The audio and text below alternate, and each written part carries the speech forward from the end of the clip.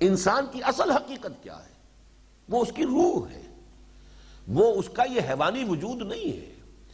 حیوانی وجود تو در حقیقت ایک مرکب ہے جس کے اوپر راکب کی حیثیت جو ہے در حقیقت اس روح انسانی کی ہے، یا روح ربانی کی ہے۔ اس حوالے سے لب جو ہے انسان کا وہ اس کی وہ روح ہے۔ انسان اس کی وجہ سے بنا ہے۔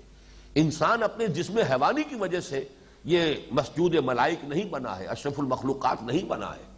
اسی لیے دو آیتیں جو ہیں سورہ صاد اور سورہ حجر، اس میں جو الفاظ آئے ہیں بہت ہی کلیئر، فَإِذَا سَوَّيْتُهُ وَنَفَخْتُ فِيهِ مِن رُوحِي فَقَعُوا لَهُ سَاجِدِينَ۔ جب میں اس کا تسویہ کر لوں، اس کی نوک پلک سنوار دوں آدم کی، اس کی تخلیق بھی مکمل ہو جائے، تسویہ بھی ہو جائے، اور پھر میں اس میں اپنی روح میں سے پھونک دوں، تب گر پڑنا اس کے سامنے سجدے میں۔ اب یہ جو فا یہاں آیا ہے فَقَعُوا لَهُ سَاجِدِينَ، اس سے معلوم ہوا کہ حیوان انسان مسجود ملائک نہیں ہے، بلکہ در حقیقت وہ روح ربانی کے پھونکے جانے کے بعد پھر وہ مسجود ملائک بنا ہے۔ تو اصل انسان تو وہ روح ربانی ہے جو اس میں پھونکی گئی۔ اس حوالے سے اب دیکھیے، میں نے یہ چونکہ ابھی حال ہی میں ہماری ایک 4 روزہ تربیت گاہ ہوئی ہے، مسائل حکمت، قرآن مجید کی روح سے انسانی علم 2 ہے، اور انسانی وجود یہ بھی مرکب وجود ہے۔ 2 وجودوں پر مشتمل ہے ہمارا وجود، وجود حیوانی، وجود روحانی۔ ان دونوں کی انڈیپینڈنٹ عقلیں ہیں۔ ایک عقل حیوانی ہے جس کا تعلق ہمارے اس برین سے ہے، حیوانات کے اندر بھی وہ عقل موجود ہے۔ میں نے تو بارہا آپ کو اپنے ایک تجربے کی، چھوٹا سا تجربہ تھا جس کی مثال کے طور پر اسی کو میں دہراتا رہتا ہوں، کہ ایک چھوٹا سا کیڑا وہ ایک طرف کو جا رہا تھا، میں نے اس کے آگے ایک تنکا رکھ دیا، اس نے جب اس کو محسوس کیا اس نے اپنا رخ بدل دیا۔ میں نے پھر تنکا پھر اس کے آگے ٹکا دیا، اس نے پھر رخ بدل لیا اپنا۔ تیسری مرتبہ پھر میں نے تنکا اس کے سامنے رکھ دیا، اس نے پھر رخ بدلا۔ چوتھی مرتبہ جب رکھا وہ اب اس تنکے کے اوپر سے گزرا۔ اب اس کا انالیسس کیجئے، اس میں پرسیپشن بھی ہے، تھنکنگ بھی ہے، پھر ڈیسیجن میکنگ بھی ہے۔ اس نے محسوس کیا میرے راستے میں رکاوٹ ہے، لہذا مجھے اپنا رخ بدلنا چاہیے، مجھے اسے ایوائڈ کرنا ہے، اس نے رخ بدل دیا۔ دوسری مرتبہ پھر اس نے وہی کیا، ایوائڈ کیا۔ تیسری مرتبہ پھر ایوائڈ کیا۔ چوتھی مرتبہ آخر اس نے تنگ آمد بجنگ آمد اس نے فیصلہ کیا ہے کہ یہ رکاوٹ میرا پیچھا نہیں چھوڑ رہی ہے، I have to overcome it۔ یہ سارا معاملہ آپ غور کیجئے۔ اور تعقل ہمارے اندر اور کون سا تعقل ہے؟ حیوانی تعقل تو اسی کا نام ہے۔ اس کو آپ 1000 سے ضرب دے دیں، کروڑ سے ضرب دے لیں، نوعیت تو نہیں بدلے گی۔ وہ معاملہ کوانٹیٹیٹو ہوگا، کوالیٹیٹو نہیں ہوگا۔ تو عقل انسانی جس کا ہم کہتے ہیں، اس میں جو عقل حیوانی ہے وہ اصل میں اسی عقل کی ہائر ایوالوڈ فارم ہے۔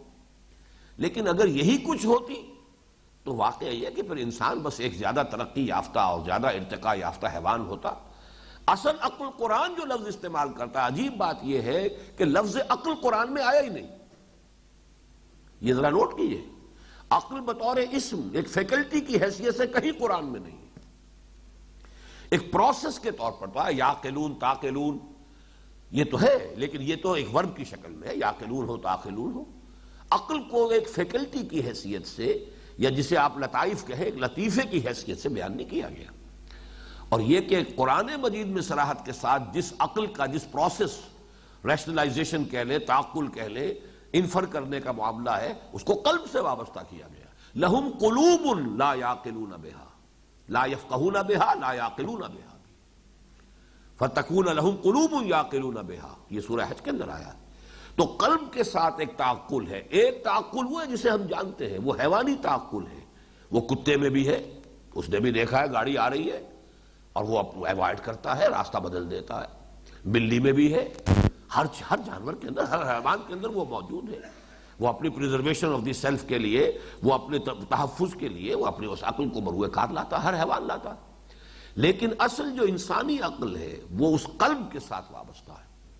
تو جنہوں نے یوں سمجھیے کہ وہ جو ایک شعر ہے بڑا پیارا کہ مجھے یہ ڈر ہے دل زندہ تو نہ مر جائے، کہ زندگانی عبارت ہے تیرے جینے سے۔ یہ عقل جو ہے یہ تو ابو جہل کی بھی بہت ایکٹیو تھی، ورلڈلی وائز ہونے میں اس کے کوئی شک نہیں تھا۔ ابو لہب جو ہے ورلڈلی وائز ہونے کے اعتبار سے تو بہت بلند تھا، وہ تو خیر ابو جہل سے بھی آگے کی شے تھا۔ دنیا میں کامیابی کے جتنے بھی گر ہوتے ہیں اور جتنے ہتھ کنڈے ہیں ان سب میں بڑا ماہر تھا۔ ابو جہل تو پھر اس سے کمتر تھا، اس کے اندر تو پھر بھی کسی شے کے ساتھ ایک وابستگی وفاداری والی تھی کہ وفاداری بشرط استواری عین ایمان ہے، اس کے اندر وہ موجود تھی. اس نے اپنے باطل نظریات کے لیے اپنی جان قربان کی ہے. لیکن یہ کہ وہ ورلڈلی وائز ابو لہب تو ایسا تھا، وہ مرسنری اس نے بھیج دیا تھا غزوہ بدر میں، خود نہیں گیا. وہ اپنی جگہ پر کرائے کا سپاہی بھیجا، خود نہیں گیا. اس لیے کہ بہرحال اپنے آپ کو بچانا جو ہے وہ سیفٹی فرسٹ، جو ورلڈلی وزڈم کا تقاضا ہے، اپنا تحفظ جو ہے وہ ہر شے پر مقدم رہنا چاہیے، وہ اس میں بہت آگے تھا ابو جہل سے. تو وہ عقل حیوانی اور شے ہے. یہاں جس عقل کا تذکرہ ہو رہا ہے وہ ہے وہ قلب سے تعلق جس کا ہے. لہم قلوب لا یفقہون بہا ولہم آذان لا یسمعون بہا ولہم اعین لا یبصرون بہا اولئک کالانعام بل هم اضل. جو لوگ کہ اپنی ان فیکلٹیز کو بروئے کار نہیں لاتے وہ تو حیوانوں کے مانند ہیں، ان سے بھی گئے گزرے. بہرحال اس کو ذہن میں رکھیے. ویسے یہ کہ جہاں تک عقل حیوانی کا تعلق ہے اس کو بھی آپ اس کی نفی نہ کیجئے، اس لیے کہ ظاہر بات ہے حیوانات میں بھی عقل انسانی جو ہے ظاہر بات ہے کہ وہ ہائیسٹ، اگر وہ نظریہ ارتقاء صحیح ہے، اگر وہ ارتقاء کا وہ جو بھی پروسیس بیان کیا ڈارون نے یا کسی اور نے بیان کیا ہے اس کو آپ نظر انداز کیجئے. لیکن یہ تو ہے higher lower animals, higher animals اور اس سے اوپر کے ہائر اینیملز، لیکن سب سے اوپر تو انسان کھڑا ہے. تو عقل جو ہے حیوانی وہ بھی ہائیسٹ ایوالوڈ فارم میں تو انسان کے اندر ہے. یہی وجہ ہے کہ اس عقل کا بھی ظاہر بات ہے کہ رابطہ تو پھر ہے وہیں سے، اللہ ہی کی تخلیق ہے. یہ جو حیوانی ہمارا وجود ہے یہ بھی اللہ کا بنایا ہوا، یہ بھی اللہ کی نشانیوں میں سے ہے. وفی انفسکم افلا تبصرون.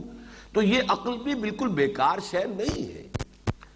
یہ عقل جو ہے اس کے بارے میں بھی کہا اور ٹھیک کہا ہے کہ عقل گو آستاں سے دور نہیں، اس کے بھی آخر ایک اس کی بھی رسائی ہے کہیں تک. تو اس کی قسمت میں پر حضور نہیں، اگرچہ منزل تک پہنچا نہیں سکتی یہ عقل، لیکن خود یہ کہ بہرحال چراغ راہ تو ہے. چراغ راہ ہے، منزل نہیں ہے. گزر جا عقل سے آگے کہ یہ نور چراغ راہ ہے، منزل نہیں، لیکن چراغ راہ تو ہے. اس حوالے سے وہ عقل بھی انسان کو پہنچاتی ہے. لیکن یہ کہ منزل تک پہنچا دینے والی عقل جو ہے وہ در حقیقت وہ عقل انسانی، وہ عقل روحانی جس کا تعلق قلب کے ساتھ ہے.